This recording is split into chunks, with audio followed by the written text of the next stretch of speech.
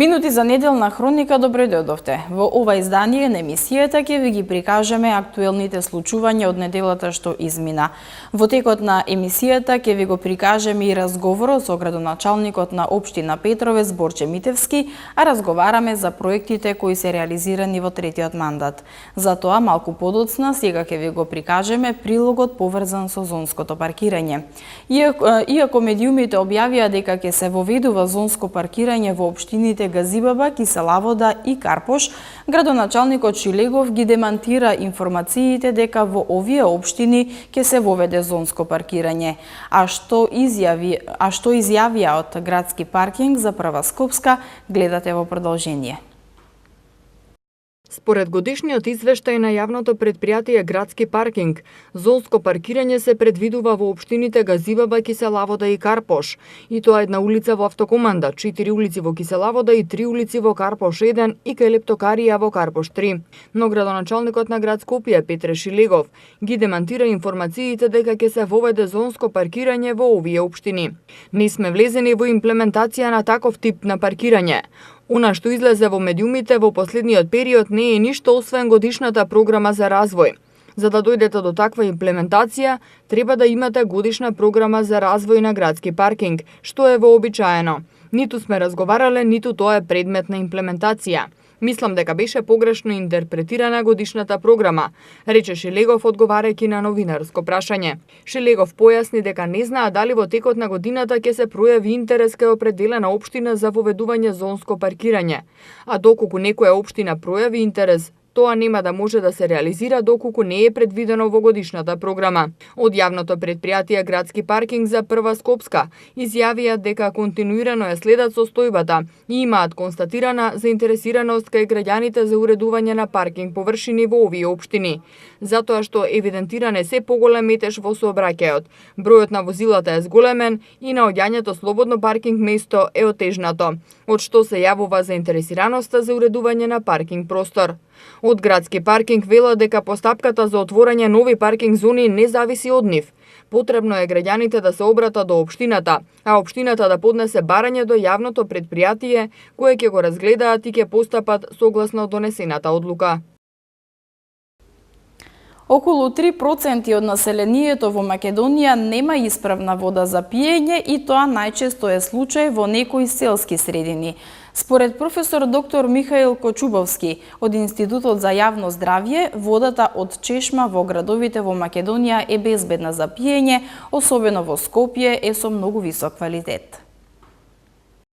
Македонија може да се пофали дека има вода со многу висок квалитет, особено природната вода од чешма, бидејќи Македонија со Скопје се вбројува во земји кои имаат вода со многу висок квалитет. Со изворот Рашче ние се наоѓаме во првите 3 земји во Европа по квалитетот на вода за пиење, затоа што станува збор за природна питка вода со многу добар и избалансиран состав. Состојбата со квалитетот и регулацијата на безбедноста на водата за пиење е релативно добра и нашите прописи се согласно директивите на Европската Унија. Република Македонија се залага сите граѓани да имаат еднаков пристап до вода за пиење. Според извештаите, околу 3% од населението во Македонија нема исправна вода за пиење, и тоа најчесто е случај во некои селски средини, каде што нема водоснабдителен систем и кај нив препорачливо е да се пие флаширана вода. Според професор доктор Михаил Кочубовски од Институтот за јавно здравје, водата од чешма во градовите во Македонија е безбедна за пиење, а доколку се појави некаков проблем, веднаш се решава, за разлика од некои земји во Европската Унија каде што водата од чешма е забранета за пиење, затоа што има историско загадување и тешко е водата да се прочисти. Во одредени земји во ЕУ водата не е исправна во градовите заради одредени причини, загадување, историско загадување, дали се тоа пестициди, дали се тешки метали, дали некои други органски материи, и водата тешко е да се пречисти до степен да може да биде за пиење. Ние сме срекна земја каде што имаме доволно квалитетна и безбедна вода за пиење, каде што има одредени проблеми кои се јавуваат одредено време, ги решаваме веднаш. Значи не дозволуваме тоа да се одложи ефектот, да го бараме решение за или бараме нови изворишта или нови извори, нови бунари, нови зафати на вода која е безбедна. И интересот ни е, значи водата да биде безбедна која се испорачува на граѓаните. И флашираната вода која се продава во Македонија е испитувана од страна на Институтот за јавно здравје и е со добар квалитет, а постојано се врши мониторинг врз безбедноста на водата и од водоснабдителните системи. Досегашните истражувања покажуваат дека во наредните 30 до 50 години ние ќе имаме чиста вода за пиење, затоа што имаме на располагање добри извори, но тоа не значи дека не треба да се грижиме. Изворот Рашче има 3 каптажи со заштитни зони. Најчесто работи Рашче 1 и Рашче 2, а во летниот период дополнително се вклучува и изворот Кондово. Податоците покажуваат дека во урбаните средини потрошувачката на вода, ако порано изнесувала по 200 литри дневно по еквивалент жител, сега таа изнесува по 250 литри дневно по еквивалент жител. Околу 100 социјално загрозени семејства имаа можност да добијат оброк и да седнат на иста трпеза со младите идни готвачи, пекари и сладкари кои приготвуваа храна за овие семејства. За што поточно станува збор, гледаме во прилогот што следува. Вредните раце на идните професионални угостители, готвачи, пекари и сладкари денеска приготвуваа храна за 100 загрозени семејства во дворот на црквата Свети Петар и Павле во рамките на завршниот проект Храна за сите сиромаштија за никој во организација на Ајде Македонија. Целта на заедничкото готвење е да се пренесе визијата и целите за намалување на гладта, користење на храната како важен ресурс, но и грижа за луѓето кои не може да си дозволат достоинствен оброк. Блаже Јосифовски од Ајде Македонија рече дека доаѓаат во директен контакт со социјално загрозените граѓани, што доаѓаат во црковната кујна, се готви за нив, а потоа сите заедно седнуваат на иста трпеза да им се покаже достоинство што секој треба да го има. Така што ова е одличен момент да се направи едно сплотување. Дополнително ги уча социјалните моменти, односно како ова може да помогне на граѓаните кои што немаат, односно тие и како идни оператори со храна, тие вишоци на храна дека може да ги донираат на граѓаните што немаат и сето тоа да допринесе сите ние да се помагаме, бидејќи тие 450.000 граѓани се наши сограѓани кои што секој од нас може да биде сведен и всушност треба да помогнеме за да се излезе од таа ситуација. Дополнително уча и за економските моменти, како всушност целиот отпад од храна и несовесното користење на храната, како влие и врз цените, зголемување на цените, како маркетите манипулираат со цените во супермаркетите, како тоа се прави, зошто се создаваат вишоци, зашто ние кога одиме масовно купуваме во супермаркетите, така се поставени цените, значи различни учат техники за помалку да купуваат, помалку да конзумираат општо храна. Како што рекоа учениците, она што го научиле на обуките ке го применуваат и понатаму. На младите готвачи им помогнаа и вработените од Осигурување Македонија, кои освен со финансиската помош, тие помогнаа и во директни активности на терен. Тука сме група од вработените кои што се пријавуваат доброволно за ваква работа и се надеваме дека се ќе помине во ред денес и дека оние на кои што им е најпотребно денеска, тоа е храната, ќе ги послужиме и се надеваме дека ќе бидат задоволни од тоа што денеска ќе го подготвиме и мала помош ќе дадеме за жените кои што се тука секојдневно и помагаат во вакви активности на луѓето на кои што им треба помош. Околу 250 граѓани обезбедуваат оброк од понеделник до петок во црковната кујна во општина Ѓорче Петров. Ова денеска што се подготвуваше ќе помогне на многу граѓани во Скопје. За прв пат оваа година околу 600 полуматуранти од сите 11 основни училишта од општина Газибаба на плоштадот во автокоманда го танцуваа полуматуранскиот танц. Организаторите велат дека оваа манифестација ќе стане традиција.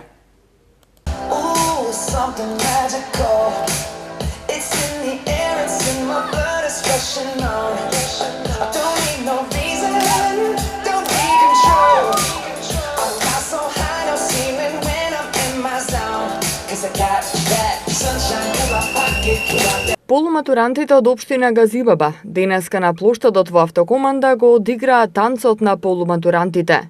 Општина Газибаба и студиото за танц Еурека за прв пат ја организираа оваа манифестација, на која учествуваа 600 полуматуранти од сите 11 основни училишта во општина Газибаба.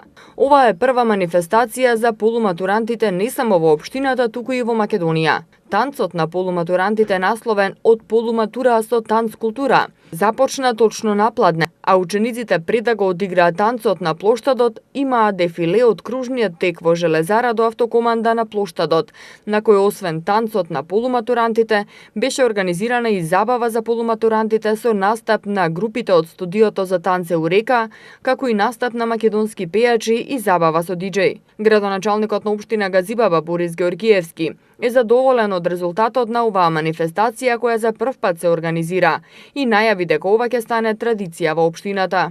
Ова го правиме со цел на едно место да ги собереме позитивните млади луѓе кои си понатаму ќе треба да договоруваат со забава, да се дружат и да покажеме дека навистина Газибаба како мултиетничка општина може да има добар соживот, добри ученици и нашите дечиња ќе се потрудиме во идните наставно-образовни училишта кои што ги го продолжат своето образование да останат тука со нашите проекти за дуелно образование, вклучувајќи го и бизнис секторот со цел нивно досовршување и осмесување на работни места во општина Газибаба. Прв пат ова го правиме со цел да ги собереме на исто место. Ова ќе стане традиционална манифестација која што ќе биде во организација на Газибаба за сите 11 основни училишта на територија на Газибаба. Студиото за танц Еурека вложи огромен труд за оваа манифестација, која резултираше со преполн плоштад од разиграни полуматуранти. Тренерите од студиото во училиштата го вежбаат танцот со полуматурантите, а Катерина Јалаковска од Еурека изјави дека би сакале оваа манифестација најпрво да стане традиција во оваа општина, а потоа да се прошири и во другите општини. Ми одамна размислувавме на кој начин малку да ја подигнеме свеста за културата. Одлучивме која да ни биде таргет група од сите тие млади лица. Еве заедно во договор со општината оваа година одлучивме тоа да биде по повод полуматурирањето и да ги опатиме таа генерација 9 оделенци. Искрено ми е многу драго што прв пат започнува токму на оваа општина, бидејќи мислам дека е една од најголемите општини во градот. Опфативме 11 училишта, работевме цела година на подготовки, меѓутоа последниот месец и половина работевме на подготовка на завршната кореографија. Беше напорно, ама и беше многу забавно. Јас прво посакувам оваа манифестација да биде традиционална во оваа општина Газибаба, бидејќи навистина наидовме на огромна поддршка и така со сите заеднички сили успеавме максимално да организираме. Секако би ја прошириле, зашто да не. А во општина Ѓорче Петров за прв пат во Домот на културата се одржа завршен концерт на училиштата, кој има тенденција да стане традиционален. Концертот се одржа со цел да ги мотивира учениците да ги презентираат своите знаења и квалитети. Вчера вечер во Центарот за култура во општина Ѓорче Петров се одржа концерт под мотото Пееме во хор, пееме и соло, сите се радуваме, нема веќе школо, на кој учествуваа сите 6 основни училишта во општина Ѓорче Петров. Овој концерт, како што информираат од општината, се организира со цел да се поттикнат учениците да го истакнат својот талент, да ги истакнат и своите музички способности, да се мотивираат и да веруваат во својот успех и во своето знаење, но исто така е и можност за соработка помеѓу наставниците по музичко образование и меѓу децата од секое општинско основно училиште. Основците од Ѓорче Петров испратија позитивна енергија и младешки вибрации до секој посетител на манифестацијата, а на нивната безпрекорна изведба на голем број македонски песни никој не остана рамнодушен. Ваквиот начин на завршување на учебната година е несекојдневен, додаваат од Ѓорче, но се надеваат дека ќе прерасне во традиција која ќе се одбележува секоја година. Од август ќе бидат на продажба нови парцели во мултифункционалната зона Чојлија во Петровец. Поради големиот интерес за инвестирање, општина Петровец работеше на проширување на зоната за нови 30 хектари. За домашните и странските инвеститори, општина Петровец продолжува да биде привлечна дестинација за развивање бизнис. Индустриската зона Чојлија е целосно распродадена, како на домашни, така и на странски инвеститори, како што информира градоначалникот на општина Петровец Борче Митевски. Во зоната се 77 парцели Г2 за лесна незагадувачка индустрија, од кои во моментов околу 30 инвеститори градат во индустриските капацитети, а ова лето се очекува да биде поставен камен темелник на 10 до 15 нови градби. Поради големиот интерес на други инвеститори во зоната кои сакаат да градат, општина Петровец ќе ја проширува зоната за нови 30 хектари. Ние како општина биќе гледаме дека има голем интерес на други инвеститори кои сакаат да инвестираат во зоната во Чојле, кои сакаат да купат парцела и да градат во општина Петровец. Значи работиме во изминатиот период на проширување на зоната уште за 30 нови хектари и некаде до крајот на август тој проект ќе не биде завршен, значи земјиштето е веќе пренаменето и ќе излеземе во пресрет на сите оние инвеститори кои сакаат да дојдат да градат во општина Петровец, значи да имаме парцела за каде што може да им ја отуѓиме за да може да градат. Во делот на инфраструктурата на индустриската зона Чојлија, општина Петровец ги тампонираше сите улици во зоната. Околу 90% е поставена водоводна мрежа, како и на 20% од зоната е поставена канализациона мрежа. Како што најави градоначалникот Митевски, оваа година општината ќе постави канализациона мрежа таму каде што ќе се градат новите објекти. Освен домашните, во Чојлија присутни се странските инвеститори од Турција, Словенија, Италија, Албанија, Белгија, Австрија, а има најава и за други инвеститори од Црнагора и Србија. Гостин во студиото го имавме градоначалникот на општина Петровец Борче Митевски, а разговараме во продолжение за се она што се случуваше во оваа општина.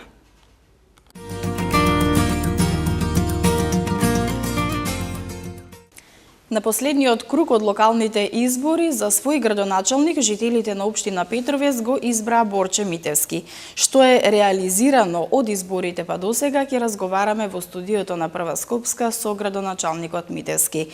Градоначалник, добро дојдовте во нашето студио. Граѓаните на општина Петровец ве избраа по трети пат за свој градоначалник, тоа значи дека ви веруваат. Добро, најдов, фала на поканата што ме поканивте денес во вашата емисија. Така. Јас би сакала еве да започнеме со она што последно нели се случуваше, вака нели поголем проект што беше, а тоа е соработката со општините, односно последно подпишавте меморандум за соработка со општина Петница од Црнагора. Еве ќе ни кажете нешто повеќе за тоа во кој дел ќе соработувате со оваа општина и како ќе се одвива или како ќе ја одржувате оваа соработка. Па по барање на дел од жителите од општина Петровец кои инсистираа да се збратимиме со општина Петница Црнагора, бидејќи голем број на жители се доселени токму од Петница во општина Петровец. Ја им излегов во пресед, значи ги повикавме на гости, значи градоначалникот на Петница, председателот на совет, директорот на школото во Петница, ни дојдоа, беа наши гости 2 дена и подпишаме меморандум на соработка. Знаеме ние дека општина Петровец претходно се зватимиме и со Церкле од Словенија, таму имаме успешен проект каде што аплицираме во Европска унија во делот за образование и ни одобрија финансиски средства каде што дел од учениците од Словенија ни дојдоа овдека во Македонија и ги поминавме сите културни знаменитости во Македонија, ги запознаваме децата од Словенија со културните знаменитости во Македонија. Истото тоа го направиме и со наши деца, некаде околу 40-45, отидоме во Словенија, исто ни возвратија на ист начин како ние што направиме овдека во Македонија. Планирам на 6 август е ден на општината во Петница, значи да отидеме делегација ние од општина Петровец, негде околу 5-6 души, да им возвратиме на посетата и тогаш таму, како што се договориме со мојот колега градоначалникот од Петница, значи ќе има и бизнис делегација од Петница која е заинтересирана да инвестира во општина Петровец. Така. Токму за тоа беше и моето следно прашање. Каква е заинтересираноста на тамошните инвеститори за развивање бизнис овдека во Македонија, поточно во општина Петровец, бидејќи при нивната посета, нели дел од делегацијата беа и тамошни инвеститори? Да, и ги однесоме на лице место во индустријската зона Чојлија и од она што го видоа беа презадоволни и вика, вие се општина со идеална местоположба и ова, вика, е за нас интересна општина, вика, и ќе гледаме, вика, да ги запознаеме нашите инвеститори од Црна Гора, каква општина сте, каква индустријска зона имате, а знаеме дека имаме најголема индустријска зона во Македонија, со најубава местоположба, и да видиме сега кој ќе отидеме на 6 август таму, да видиме дали ќе вроди со плод, со уште некој нов инвеститор од Црна Гора. Така. Каква е состојбата со останатите инвеститори во индустријската зона Ќоилија? Па ние како општина, значи, должни сме да им пуштиме водоводна мрежа, да пуштиме патна инфраструктура, канализациона мрежа. Може да кажеме дека водоводната мрежа е 90% веќе попуштена во зоната. Инстапонирали се улици низ целата индустријска зона. Канализациона мрежа имаме пуштено некаде околу 500-600 метри, а ни останува, значи, тоа е само 20% од тоа што треба да се пушти. И оваа година ќе гледаме барем уште пола од зоната да обезбедиме со канализација, онаму кај што веќе е започнато со градба. А знаеме дека во зоната се гради некаде во моментот имаме од 30 до 35 индустријски објекти што веќе се градат. Така. Тоа значи дека инвеститорите имаат услови за да можат да градат. Исто така и Евана, значи, излегува во пресред, значи секој што има извадена дозвола се поднесува барање во Евана и они излегуваат во пресред и одма им пуштат значи довод на електрична енергија. Така. Каква е состојбата со патната инфраструктура во општина Петровец? Па може да кажеме дека до некаде е завршена, имаме дел на улици што не се завршени, но може да кажеме некаде околу 80% во сите населени места улиците се веќе направени. Ни останува, значи, 4-5 улици во Петровец, во Ржаничино 2 улици дали има, и сега да не ги набројам сите населени места, но далеко од она што направиме, што се ика во изминатиот период, само во Петровец имаме повеќе од 30 улици направено. Улиците ги правите, меѓутоа веќе ни кажете во делот на фекалната канализација каква е состојбата? Дали постои место каде што се уште има потреба за да се постави фекална канализација? Каква е покриеността? Во најголемите населени места се уште постои, значи постојат улици што немаме канализациона мрежа, тоа е Петровец, значи некаде околу 50% од населеното место Петровец се уште нема канализација, но тоа се огромни финансиски средства и општината се бориме да изнајдеме финансиски средства и успешно тоа го правиме. Оваа година минимум уште 4 улици во Петровец ќе добијат канализациона мрежа. Исто така и во Ржаничино, 1, 2 до 3 улици ќе добијат канализациона мрежа, додека Катланово е целото покриено со канализациона мрежа, Горно Коњари исто е целото покриено со канализациона мрежа, Средно Коњари, Долно Коњари, таму проблемот не е решен. Значи, сега ќе се фокусираме на Петровец, Ржаничино и ќе правиме проект за населеното место Ојњаци. Таму се уште немаме започнато со израдба на канализациона мрежа. Јас се надевам дека за брзо време би можеле да кажеме дека целата општина би била покриена со фекална канализација. Јас се надевам за наредниве 2 години тој проблем да биде решен. Така. Да поразговараме малку за образованието. Имате ли предвидено некои проекти во училиштата, што ќе работите? Па ја и во изминативе емисија кажував дека сите училишта имам направено темелна реконструкција, ама буквално во сите училишта, но немаме спортска сала во Средно Коњари, немаме спортска сала во Долно Коњари, немаме спортска сала во Катланово, во Ојњанци. Тоа се помали училишта, 8 Средно Коњари е како поголемо училиште и токму за тоа таму ќе започнеме некаде за месец дена со изграда на нова спортска сала и ќе започнеме за некаде месец до месец и пол во Катланово со мини спортска сала. Таму имаме некаде околу 40 дечиња, но и за тие деца општината е што се вика ќе излезе во пресад, ќе им направи мини спортска сала. Така. Дали во општина Петровец во детската градинка има доволно капацитет за да се згрижат сите дечиња? Дали постои се уште листа на чекање како што е тоа случај и во другите општини во Скопје? Има ли потреба од проширување на капацитетите во детската градинка или можеби ќе градите нова околу оваа тема нешто повеќе? Па вие кој што знаете, ние изградиме нова детска градинка со капацитет од 75 деца. Значи, на листа на чекање се само деца кои треба да се запишат за јасли. Значи, имаме просторија, до не беше опремена, сега и таа просторија не е опремена и мислам дека со уписот на генерацијата во прво одделение што ни одат дечињата од градинка, дека ќе се ослободи простор за сите овие 15 деца што ни чекат и тие да бидат згрижени. Доколку се појави уште потреба од примање на дечиња во градинка, значи ние имаме нов простор во новото училиште во Кочарацин. Можеме и таму да издвоиме една просторија, па и таму да оспособиме за да бидат згрижени дечиња од градинка. Така. Вие како градоначалник секогаш ги поддржувате културните манифестации, присутни сте на одбележување на патронати или некои празници. Јас мислам дека тоа е за пофалба и дека граѓаните го убаво име, нели, кога ќе видат на нивната прослава дека присуствува градоначалникот.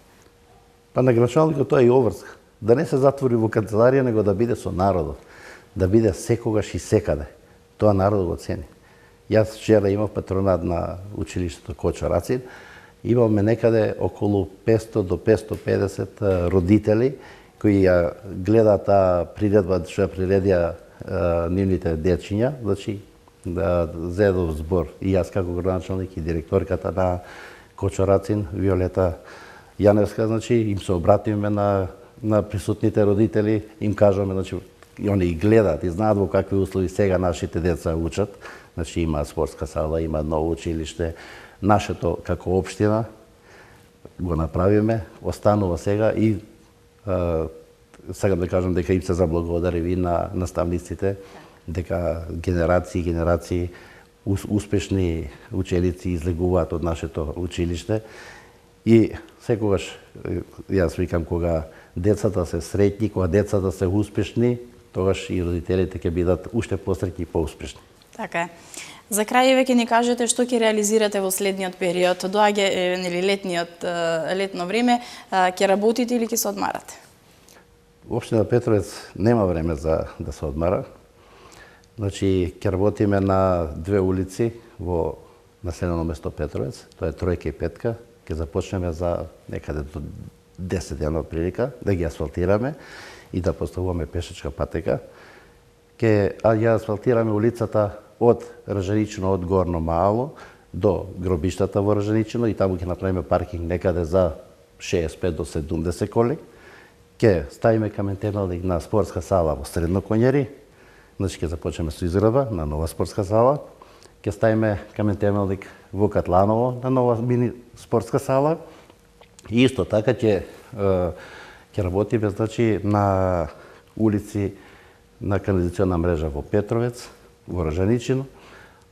Пред тоа сакам да кажам дека направиме улици во Горно Конјари, односно направиме канализација во Горно Конјари, втора фаза, направиме во Сушица една улица, направиме во Долно Конјари една улица и ќе продолжиме. Ќе продолжиме цело лето буквално да работиме.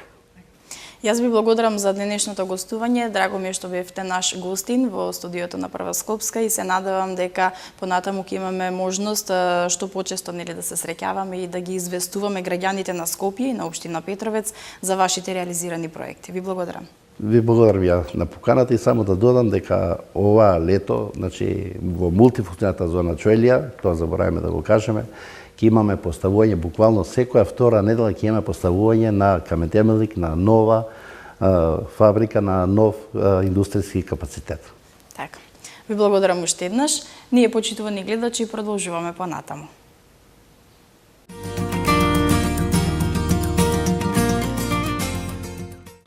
Почитувани гледачи, овде е крајот на последното издание на Неделна хроника за оваа сезона. Со нови содржини се гледаме повторно од септември. До гледање!